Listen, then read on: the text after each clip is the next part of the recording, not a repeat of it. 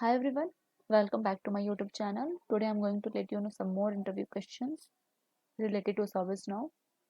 So let's get started. First question, difference between catalog item, record producer and order guide. So catalog items create and edit catalog items, the actual goods or services available to order from my catalog. So we can order actual goods or services through catalog items. Record producers enable records to be created directly from the service catalog. So we can create task based record directly from the record producer. So for example, allow customer to raise incident from the service catalog. So user can raise the incident or problem any task based record through a record producer. Third is order guides. So it creates and edits a standard group of related items, allowing end user to easily order these items in one request. So next question, client script versus UI policy.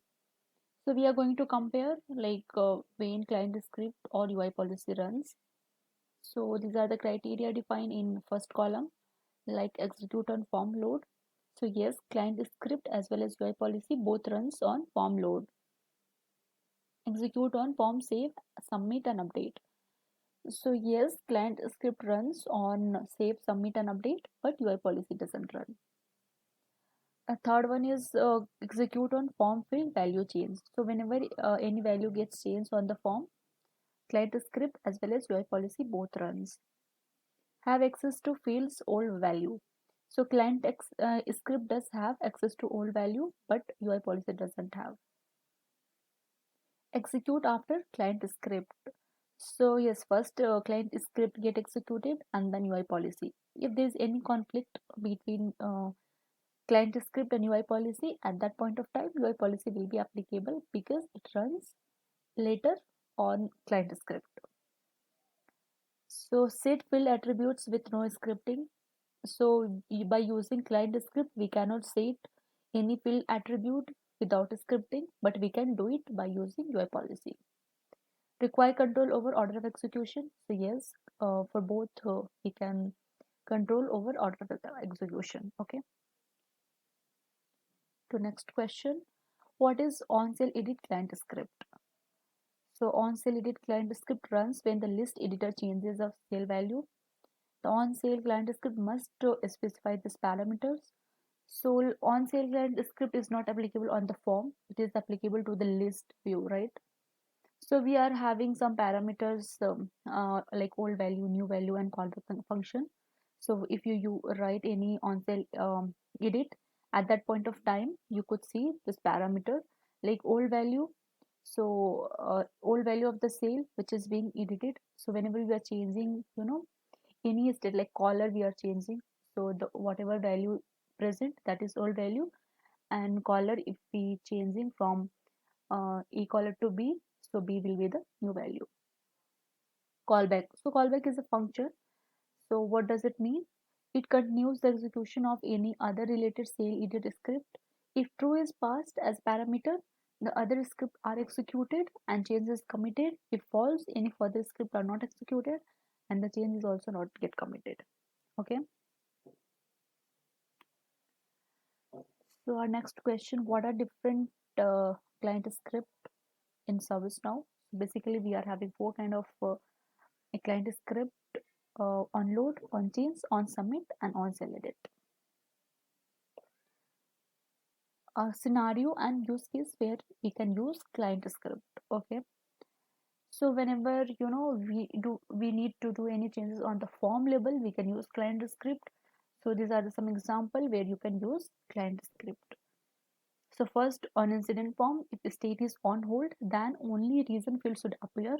So we can write on change client script. And second, on incident form, if state is on hold and on hold reason is awaiting caller, then additional comments would be mandatory. Third, work notes field should be mandatory on form submission. Fourth example, I want to set caller title into the short description or description. So this kind of scenario can be done by using client script. So next question is types of variables in service catalog. So these are some variables in service catalog like date, container variable. So container variable is having like a start, end, or split.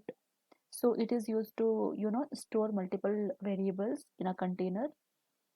And we have duration, email, HTML, label, test collector, lookup, multiple choice, URL. So yes. Next question is, what is variable set?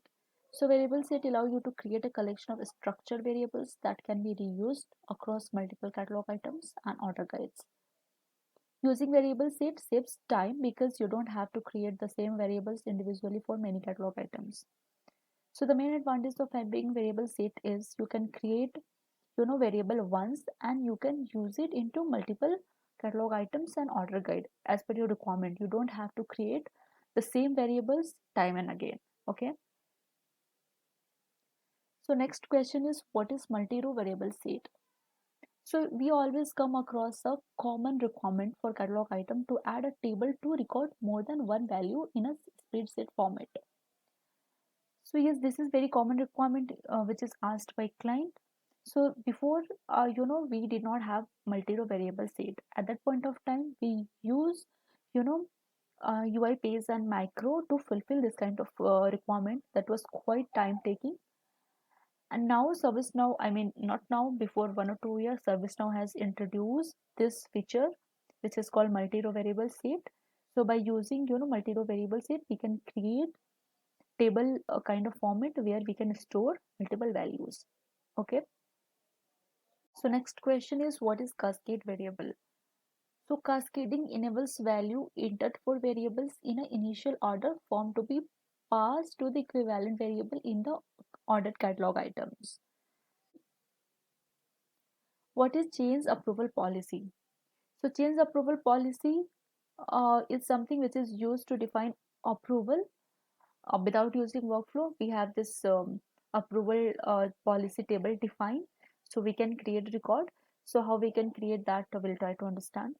So approval definition is used to generate approvals according to your business requirement. It uses a set of variable inputs to evaluate the decisions that are associated with it. For each matching decision, the associated approval definition is applied. So an approval policy can contain multiple decisions, allowing a single policy to handle every approval required for a change type. So when a decision condition matches, the related approval definition is evaluated. If one or decision match, all the related definition are evaluated. Okay, and like according to evaluation, it will trigger the approval on the respective records. Okay.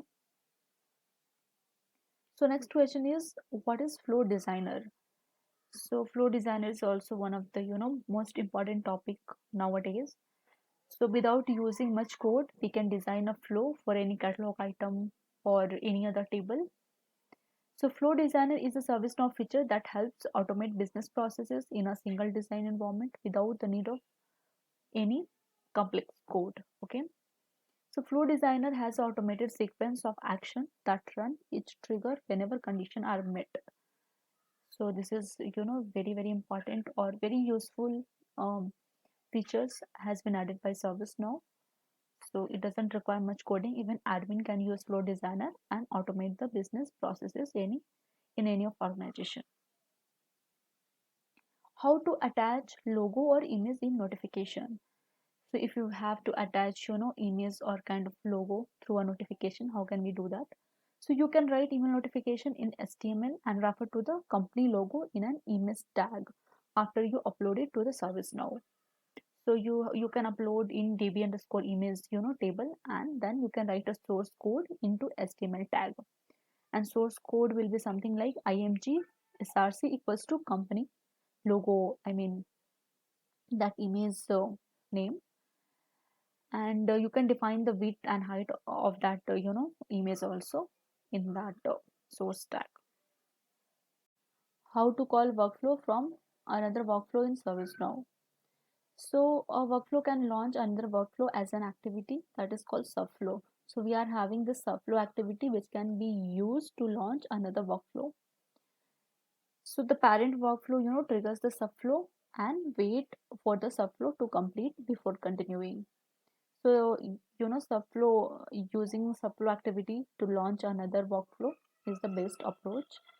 So I hope you are aware about this. We can call another workflow by using Subflow in the same workflow. So how to call server-side script into the client side? So we can call script include or server-side scripting into a client side. So by using glide ajax, uh, we can call script include into the client side. So I have defined the syntax here. So var gr equals to new glide ajax, and you can pass the script include name. So it will call that script include into the client side. Next question is, in how many ways notification can be sent in ServiceNow? So we are having various way in that a notification can be sent. So first we can directly send it from notification module, and we have event also, so we can trigger the notification by using event. And we have one notification activity in workflow also. So if you want to trigger the notification in workflow, we can use workflow activity. So how to send a notification using event queue? So we are having the syntax, so we can trigger a event through any of server-side scripting. So we have to use gs dot event queue, and we have to pass the event name, and we have to pass the glide record object, and you can have param1 and param2 as a parameter. So this is the syntax. You can trigger the event through any of server-side scripting, like business rule, script include, UI action. So you just have to use the syntax, and you have to trigger the event. So how to roll back a script background execution? So sometimes we execute some of the background script, later we realize it is not required, or by mistake if we have executed some background script, it is not required. How can you roll back? So if you have executed the script, any background script, you have one checkbox as a rollback. So that rollback checkbox has to be checked, then only you would be able to roll back. So what is the procedure? So navigate to rollback and recovery, and under that there is this module script execution history. You can click on that, click the script execution to be rollbacked. So you have to click off that script which you want to roll back, and you open that script, and in the related link you have option like click rollback script execution. So if you click on, it will roll back that background script execution. So you can do by following these steps. Go to our next question. What is a scripted REST API? So this is part of integration REST API. So I'm going to make one whole video on the REST API integration. So for now, I just want to give you a brief what is REST scripted REST API. So we can manipulate the data as per requirement by using scripted REST API. So we can generate API without limitation. So we can glide a number of table. We can manipulate the data as per our requirement. So in that scenario, we use scripted REST API. So this is also kind of very important question. So anyways, I'm going to make a separate video on integration using REST API. So thanks for watching my videos. If you like my videos, you can like, share and subscribe my channel.